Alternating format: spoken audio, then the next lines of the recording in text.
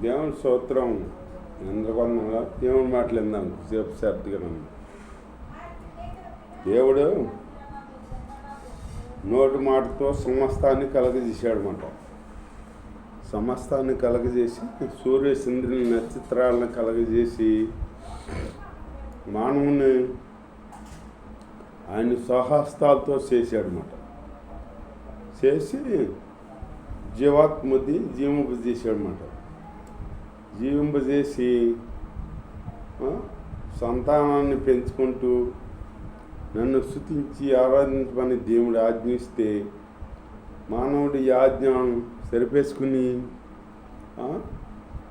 తను ఇష్టం వచ్చినట్టు జీవిస్తుంటే మానవుడి తండ్రి ఇంకా మానవుని ఎంతగానో ప్రేమించాడు కాబట్టి లోకాన్ని ఎంతగానో ప్రేమించి భూలోకానికి పరలోకాన్ని విడిచి భూలోకానికి దిగవచ్చాడనమాట. దిగవచ్చి 33 సంవత్సరాలు జీవించి 30 సంవత్సరాలు తల్లిదండ్రికి విధేయత కలిగి ఉండి 3.5 సంవత్సరాలు సేవా పరిచయం చేసి 10 మంది శిష్యులను ఏర్పరుచుకుని ఎన్నో అద్భుత కార్యాలు చేసి ఆశ్చర్యకార్యాలు గుడ్డి వాళ్ళకి చూపించి గుడ్డి వాళ్ళకి చూపించి గుడ్డి వాళ్ళని నడిపించి కుష్ఠరోగుని బాగు చేసి చనిపోయిన బిడ్డలుగా లేవనెత్తి ఎన్నో అద్భుతాలు చేశాడనమాట. చివరికి మనం పాపం పోవాలని ఆయన యవ్వన కాలం యవ్వన రక్తం సింధిస్తాకి ఆయన సిద్ధపడ్డాడనమాట. సిద్ధపడి తనకు తానే అప్పగించుకున్నాడు. అనమాట. అప్పగించుకుని సిలువ వేయబడ్డాడనమాట. ఆ సిలువలో ఆయన కార్చిన రక్తం ద్వారా మనకు పాప విమోచన కలిగిందన్నమాట. స్తోత్రం. అలా దేవుడు కృతజ్ఞత కలిగి ఉండాలి కదా.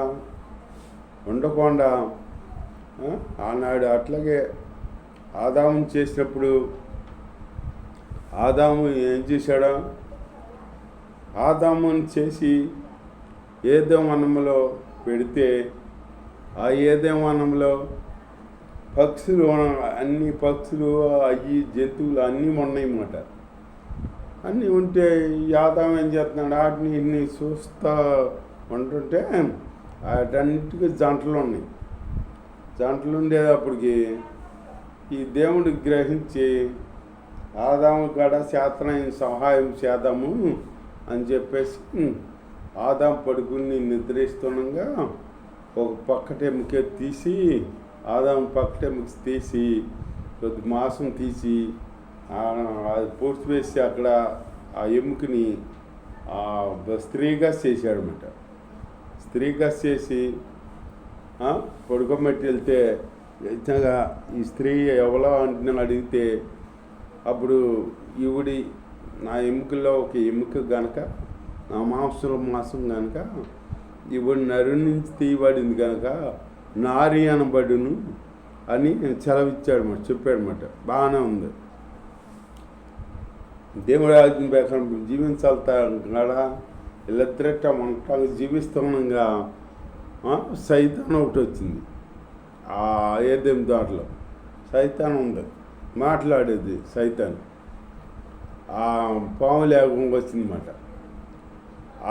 ఇది నిజమా అంటే వచ్చింది మొత్తమే. ఇది నిజమా అంటే ఏది నిజమంటే ఈ తోటల్లో మధ్యన చెట్టు పొలం తినొద్దు అన్నాడా మీ దేవుడు అని అంటే అసలు ముట్టుకోవద్దు అన్నాడా, దాని జోలికి వెళ్ళొద్దు అన్నాడు. ముట్టుకోవద్దు అన్నాడు. ముట్టుకున్న దినాన్ని చచ్చిపోతారు మీరు అన్నాడు. అంతే యాదం అవ్వ అనేటప్పటికి ముట్టుకో సావరు మీరు, దేవదూతల రోజులు అవుతారు, మీకు తెలివి వస్తుంది, జ్ఞానం వస్తుంది అని చెప్పి ముట్టుకోమంటే ముట్టుకుంటే చచ్చిపోలేదు కదా, తిన్నా కానీ చచ్చిపోయారు అని చెప్పేసి తిను అని పేరేపించేటప్పటికి కొన్ని పళ్ళాలు కోసుకుని తిందాయి. దేవుని స్తోత్రం, హల్లెలూయా. తిందాయి. తినేటప్పటికి తిన్నది ఇట్లా ఉందా, మళ్ళీ ఎత్తుకొచ్చి ఆదాము పెట్టింది. ఆదాము పెట్టేటప్పటికి ఆదామన్నా ఇవి ఎక్కడ తెచ్చావు, ఏంటి మనం రోజు తినే ఫలాల్లాగా లేవు, కొత్త ఫలాల్లాగా ఉన్నాయి.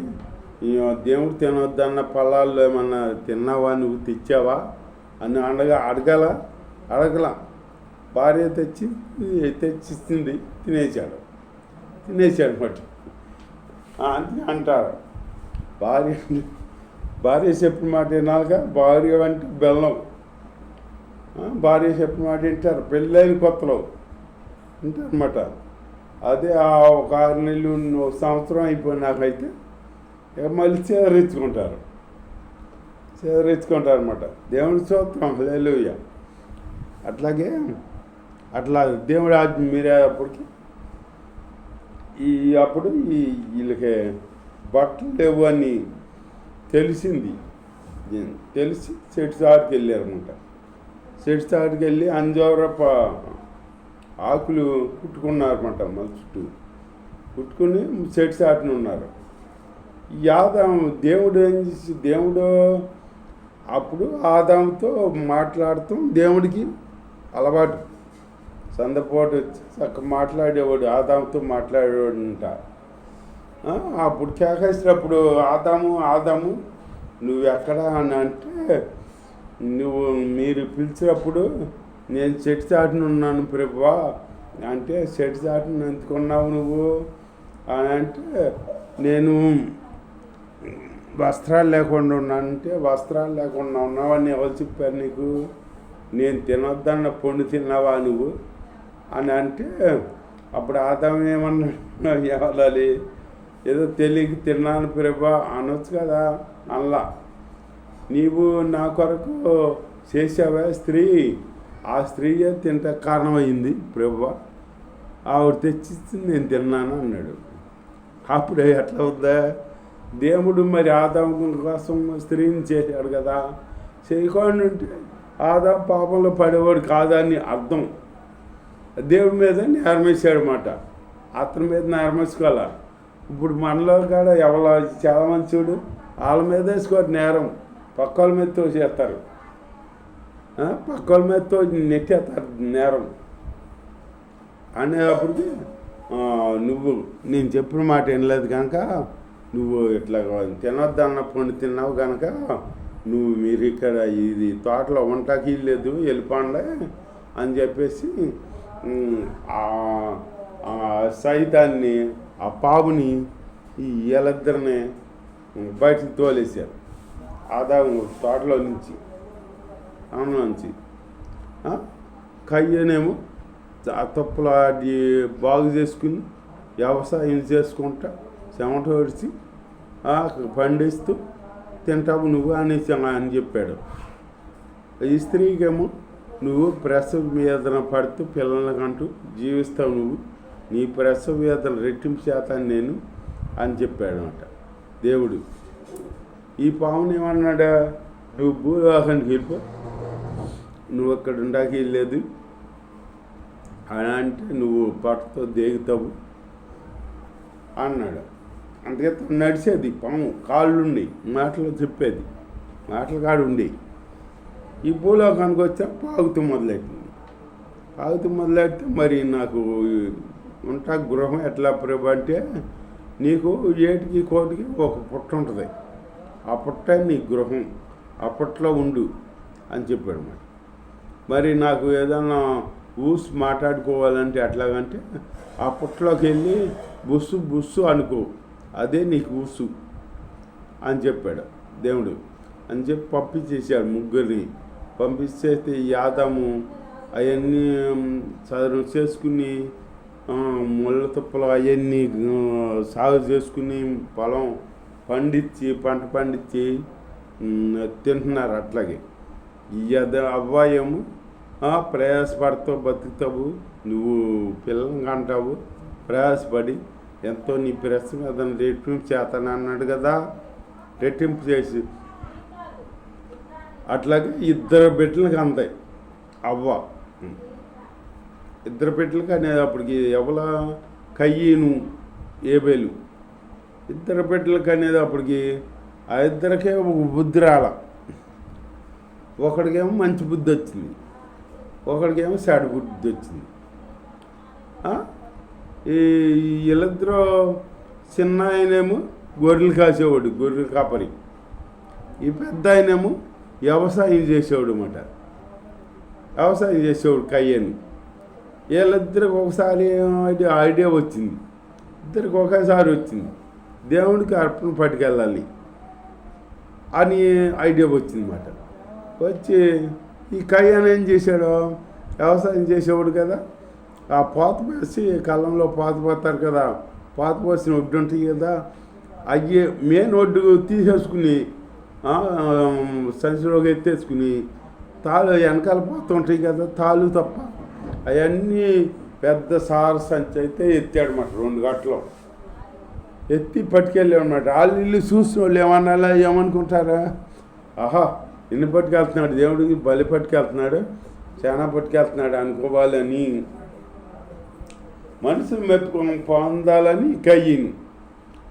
ఏబేలు ఏం చేశాడు తెలుసా, ఈ గొర్రెల్లోకి వెళ్ళి శ్రేష్టమైన గొర్రెల్ని తీసుకొచ్చి దేవుడికి అర్పించేటప్పటికి ఈ దేవుడు ఏం చేశాడా, ఈ కయ్యను ఏబేలు అర్పణ అంగీకరించేటప్పటికి కయ్యనికి పాపం వచ్చింది. అదేంటి నా అర్పణ అంగీకరించలే దేవుడు, ఏబేలు నా అర్పణ అంగీకరించారు, ఏబేలు ఉంటే నాకు పేరు రాదు, నన్ను ఎవరు పట్టించుకోరు, ఏబేలు ఉండకూడదు, ఏబేలుని చంపేయాలి అని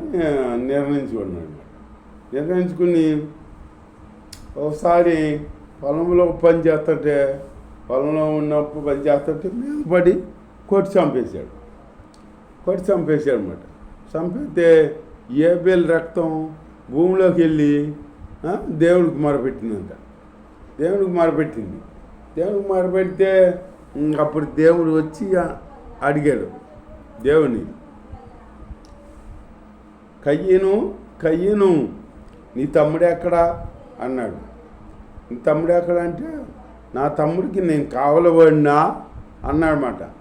కొన్ని నా తమ్ముడు ఎక్కడున్నాడో, ఇంటికాడ ఉన్నాడో ఎక్కడున్నాడో నాకు తెలవదులే ప్రభా అనొచ్చు. కాకపోని నా తమ్ముడికి నేను కావలబడినా అన్నాడన్నమాట. దేవుణ్ణి ఎదిరించో మనిషి అయిపోయాడు అన్నమాట. కొన్నాళ్ళు బతికేవాడు అట్లా ఎదిరించి మాట్లాడడం, మా మధ్యలో పోతారు చూడు, వాళ్ళకి విరవీగుతారన్నమాట. అనేటప్పటికి నీ తమ్ముడిని నువ్వు చంపేశావు కదా, నీ తమ్ముడి రక్తం భూమిలో నుంచి నాకు మొరపెట్టింది అని చెప్పేసి ఈ కయ్యన్ని దిమ్మరమైపోతావు నువ్వు అని చెప్పి ఇచ్చేసాడు అన్నమాట. దిమ్మరమైపోతావని. అట్లాగే దిమ్మరైపోయాడు కయ్యని. ఒక ముద్ర కాడేసాడు ముఖానికి, నీ ఇతన్ని ఎవరు చంపకూడదు అని ముద్ర వేసాడు అన్నమాట. చంపకూడదు, చావకుండా దిమ్మరిలాగా తిరగాలి అని చెప్పేసి దేవుడు నిర్ణయించాడు. దేవుడి స్తోత్రం, హల్లెలూయా. అలాగే మనం దేవుణ్ణి అనుసరించకుండపోతే, దేవుడి ఆజ్ఞను పాటించకపోతే మనల్ని వెలివేస్తాడనమాట. దేవుడు వెలివేయించుకునేటట్టు ఉండకూడదు. మనం దేవుడికి ఇష్టలుగా జీవించాలి, మనం దేవుడిని గణపరచాలి. దేవుడు మనల్ని పుట్టించిన దేవుడు, మనకి ఆయన్ని కనపడిపోతే మనం ఇంకా కనపరచాలి కదా. కనపరిచి ఆయన ఆజ్ఞ ప్రకారం మనం జీవించామనుకో నెమ్మదిగా బతుకుతాం, నెమ్మదిగా జీవిస్తాం. మనకి ఏ సమస్యలు ఉండవు. దేవుడు ఉన్నాడు మనకి, మన పక్షం కార్యం చేస్తాడు అని మనం దేవుడిని అనుసరించుకుని దేవుని ముందు పెట్టి నడవాలి. అంతేగాని ఈ కయ్యాన్ని ఏం చేశాడో తల ఎగరేశాడు. దేవుడు ఏమన్నాడో, నీ తమ్ముడు ఎక్కడంటే, నా తమ్ముడికి నేను కావలవాడినా అన్నాడన్నమాట.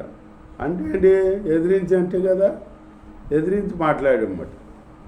మాట్లాడేటప్పటికి ఈ కయ్యాన్ని వెలివేసేసాడు అన్నమాట. దిమ్మరమైపోతావు నువ్వు అని చెప్పి అని వెలివేసాడు అన్నమాట. దేవుడి స్తోత్రం, హల్లెలూయా.